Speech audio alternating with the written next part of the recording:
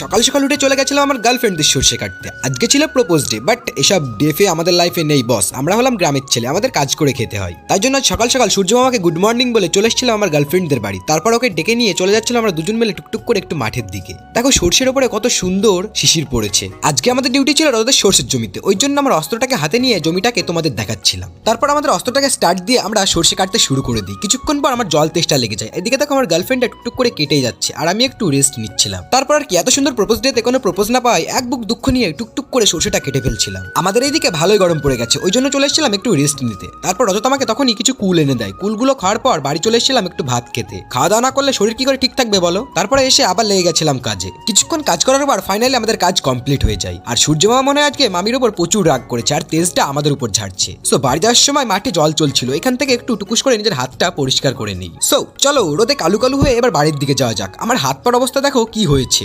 বাড়ি এসে আমার সব জামা প্যান্টগুলোকে টুকটুক করে খুলে ফেলি। আমার হট বডিটাকে এবার একটু কুলকুল করতে হবে তো, তাই না?